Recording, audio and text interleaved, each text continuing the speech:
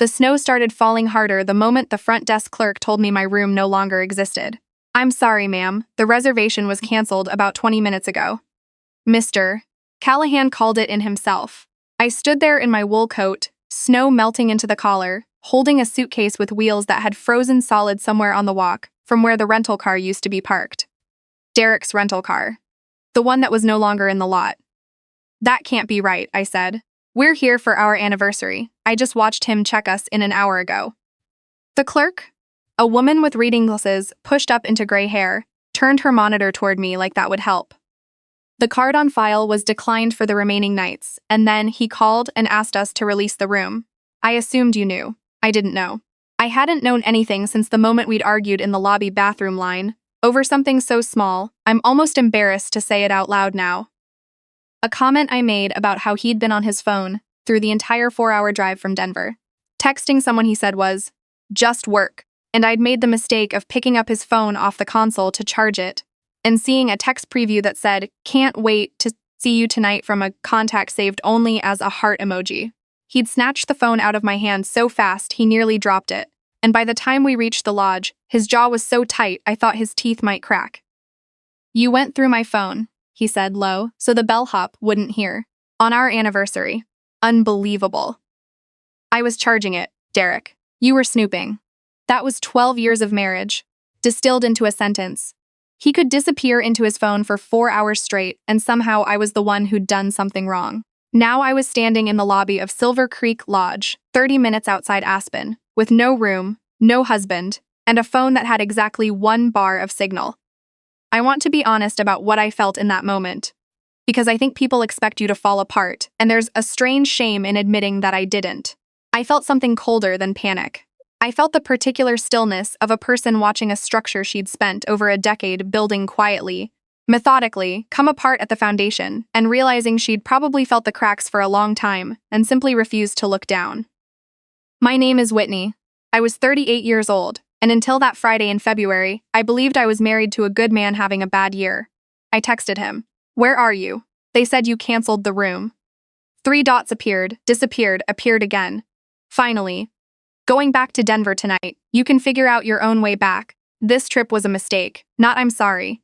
Not, are you okay? Not even a real explanation. Just a man driving 60 miles an hour away from his wife on their anniversary, informing her the trip, not the marriage, not his behavior, the trip, had been a mistake."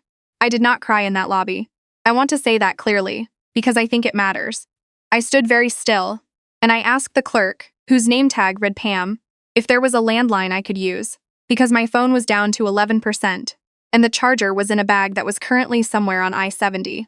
Pam looked at me for a long moment, the way people look at you when they're deciding whether to get involved. Then she came around the desk. "Honey, sit down a second. Let me get you a coffee. We'll figure out the room situation." I sat. I did not cry. My debit card was declined for the coffee. Then my credit card was declined for a used paperback in the lodge gift shop, which was such a small, stupid transaction that the failure felt almost surreal, like the universe was testing whether I'd noticed yet. I called Meridian Bank's after-hours line from the lobby phone, shivering, watching the fireplace throw orange light across a rug I would never sleep on. "Ma'am, I do see a fraud alert placed on this card early this afternoon," the representative said.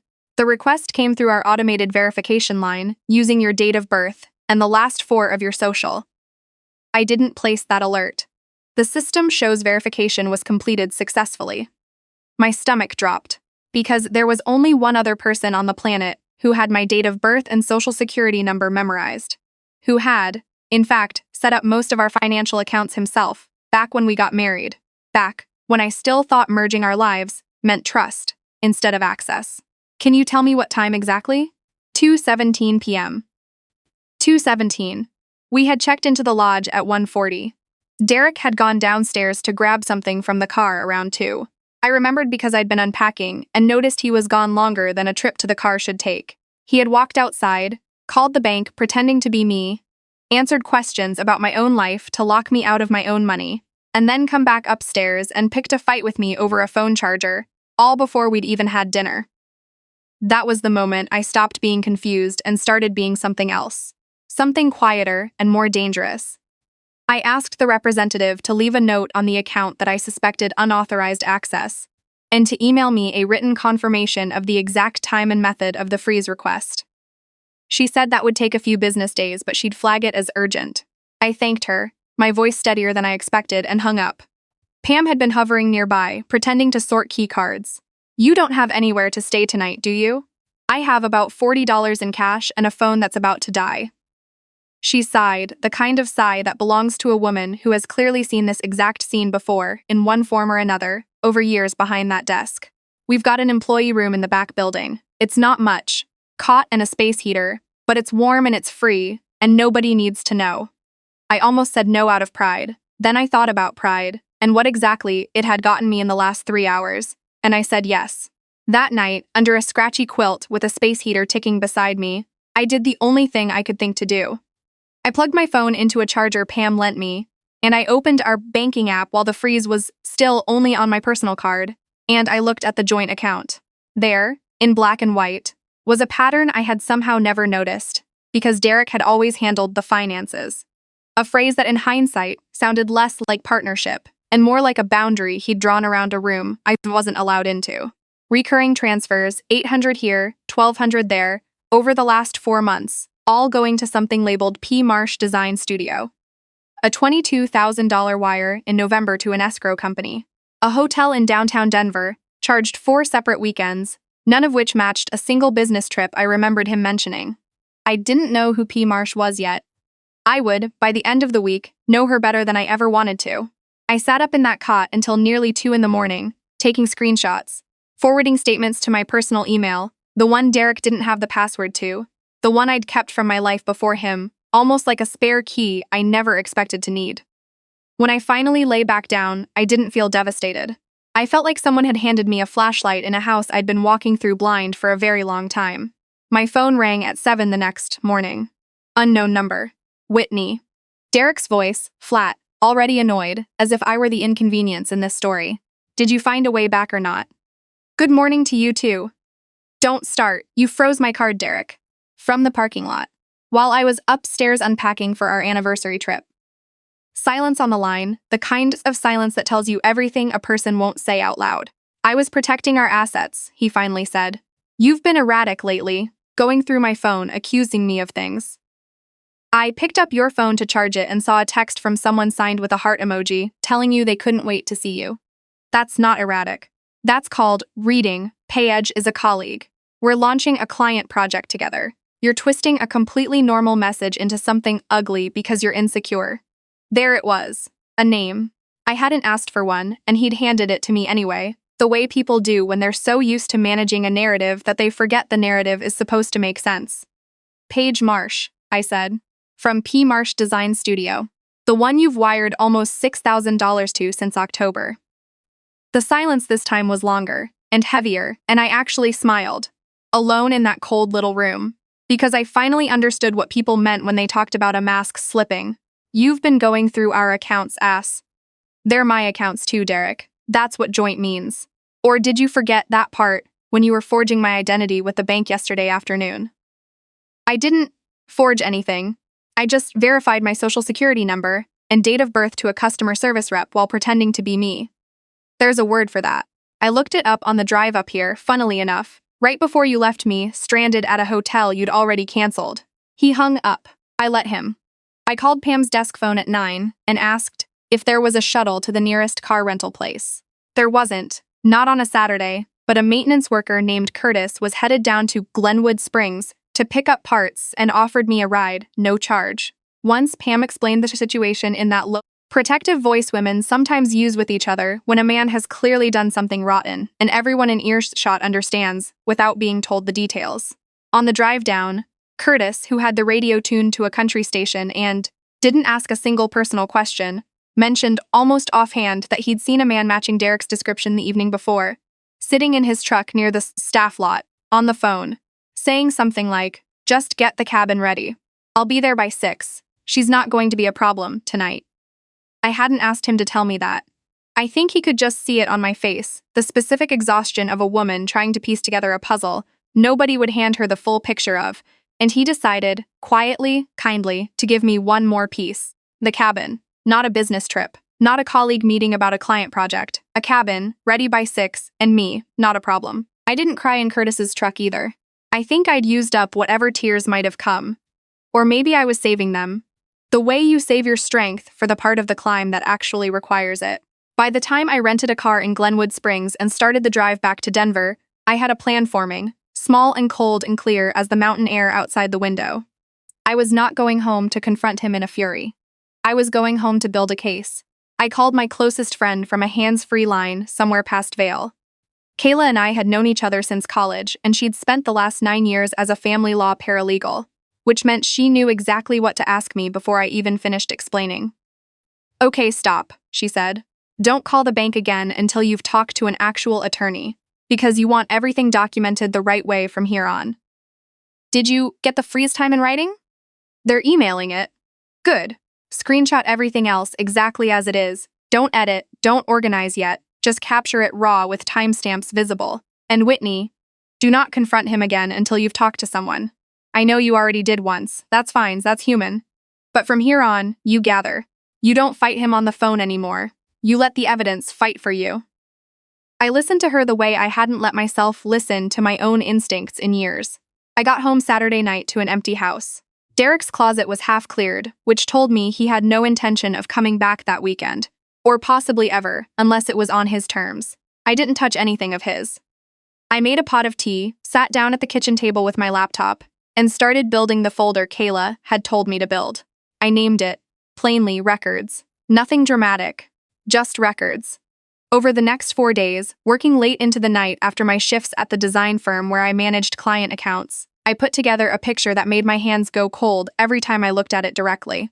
Derek had opened a business line of credit under our jointly owned LLC, the small consulting company we'd started together 8 years earlier. Back when we were still a team, back when a joint venture felt romantic instead of a liability I hadn't known I was carrying, and had drawn nearly $40,000 against it over the past year.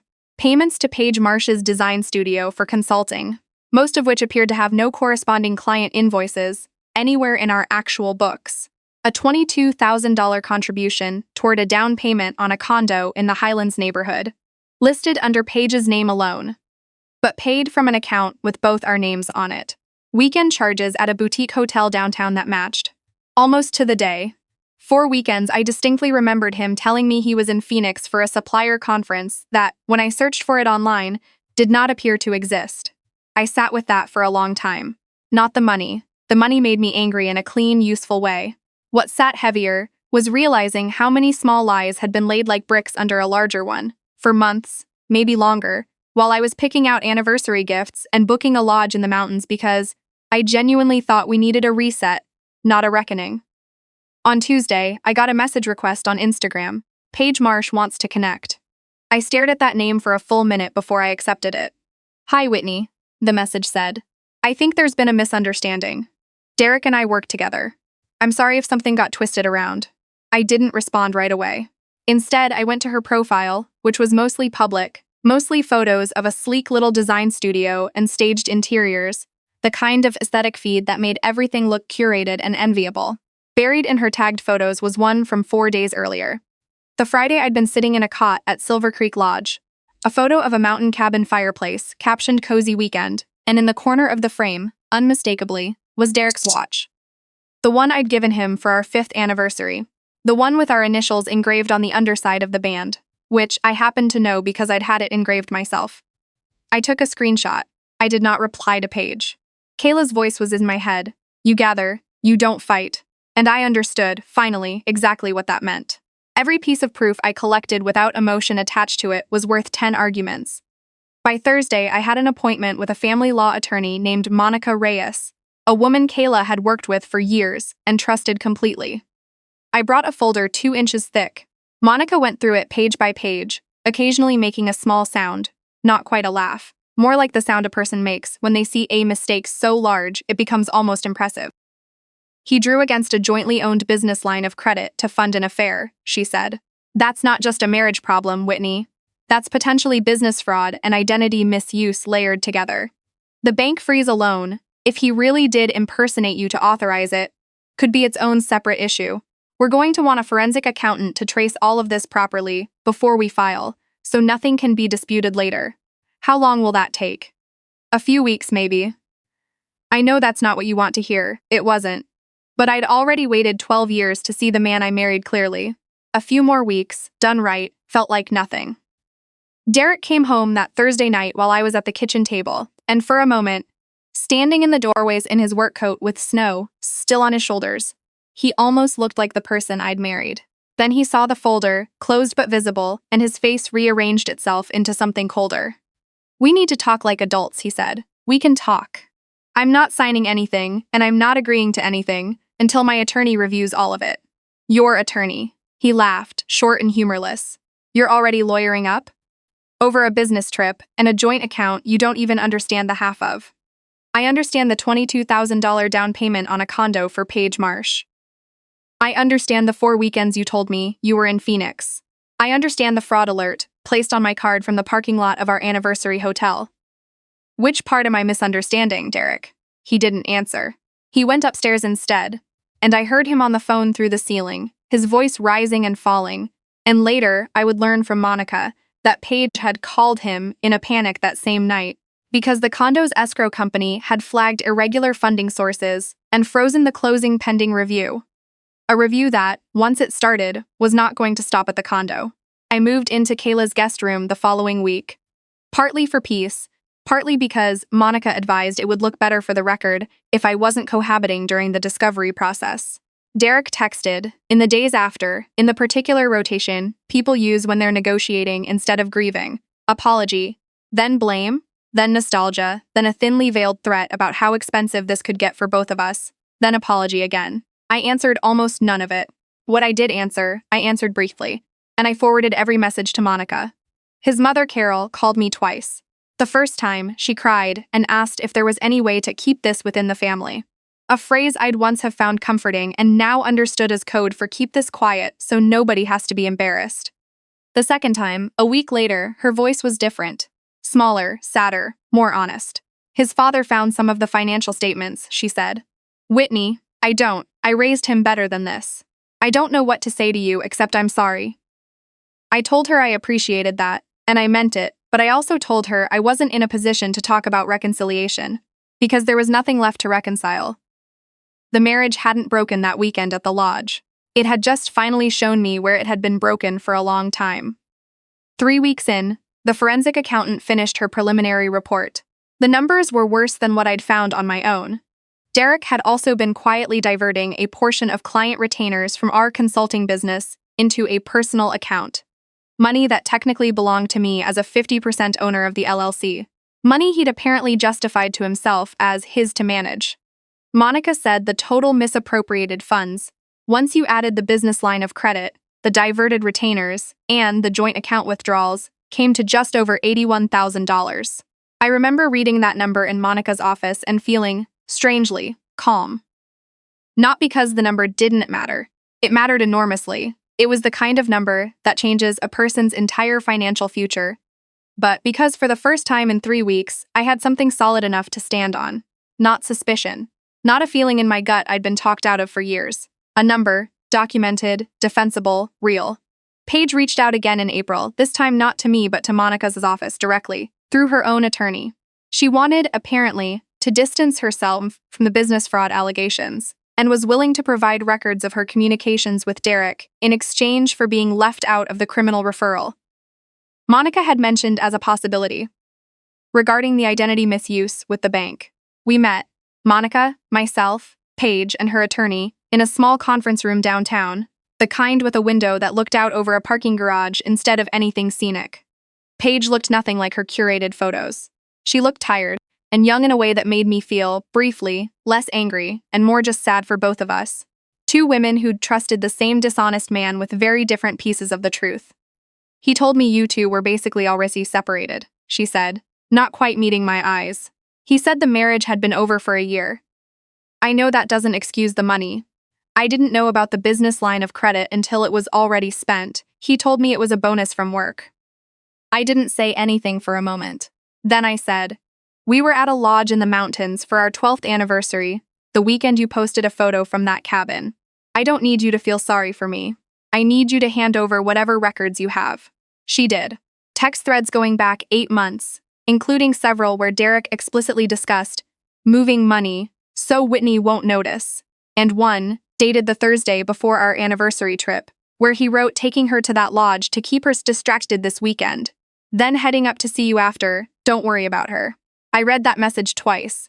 Then I closed the laptop, thanked Paige for her time, in a voice that surprised me with how even it was, and walked out of that conference room into a parking garage full of gray Denver light, and I did not feel destroyed.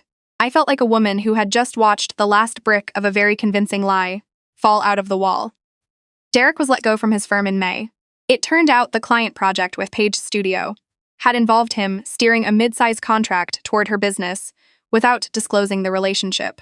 A conflict of interest serious enough that his firm's compliance department opened its own investigation once whispers of our divorce reached the office grapevine, as these things always eventually do. Mediation happened in June, in a beige conference room that smelled faintly of burnt coffee. Derek showed up in a suit that didn't fit him quite the way it used to. He'd lost weight in a way that read more like stress than discipline. His father, Frank, sat in the back of the room, arms crossed, jaw tight. A man who I think had spent 30 years building an image of his son that had cracked apart faster than he could rebuild it. At one point, during a break, Derek asked to speak to me alone in the hallway. Monica allowed it, standing just close enough to intervene if needed. I know I destroyed this, he said. I'm not asking you to forgive me. I just want to know if there's any version of this where we try again. I thought about the cot at Silver Creek Lodge, and the fraud alert placed from the parking lot, and the text that said taking her to the lodge to keep her distracted, and I found, to my own quiet surprise, that I didn't feel the urge to make him suffer, and I didn't feel the urge to save him either. I just felt done. The way you feel done with a book you finally understand you're never going to finish, because you already know how it ends. There isn't, I said. There hasn't been for a while, Derek. You just made sure I was the last one to find out. The settlement, finalized in August, required Derek to repay the diverted retainers in full, to sign over his interest in the consulting LLC to me outright given the fraud findings, and to satisfy the business line of credit from his own separate assets rather than joint funds. The Highlands condo, still tangled in escrow, was eventually sold, with Paige and Derek splitting what remained after the fraud-related liens were settled. A detail I only know because Monica mentioned it once, almost as an afterthought.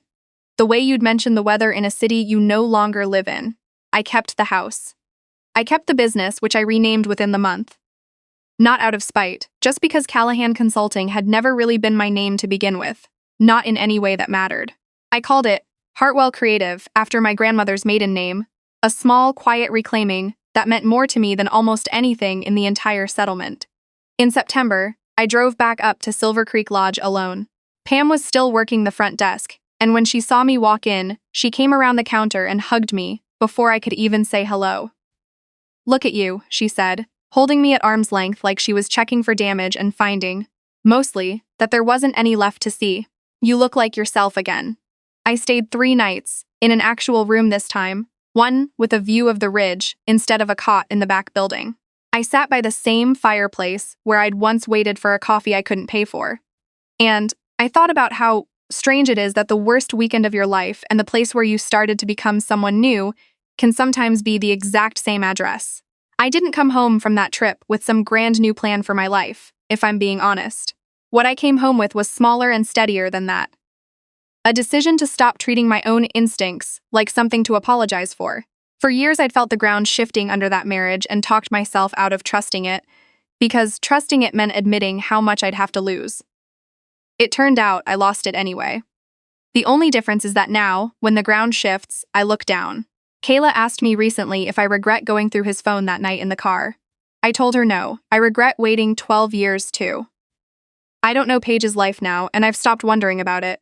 I don't know if Derek is happy, and I've noticed that question doesn't visit me the way it used to, uninvited, at 2 a.m. What I know is that Hartwell Creative signed its biggest client this spring, a boutique hotel group expanding into the mountains, ironically enough, and that I sleep, most nights, without waiting to hear if a phone is going to buzz with something I'm not supposed to see. I used to think being left behind was the worst thing that could happen to a woman on the trip she'd been looking forward to all year. Now I think the worst thing would have been staying in that lobby, waiting for someone to come back for me, instead of finding my own way down the mountain.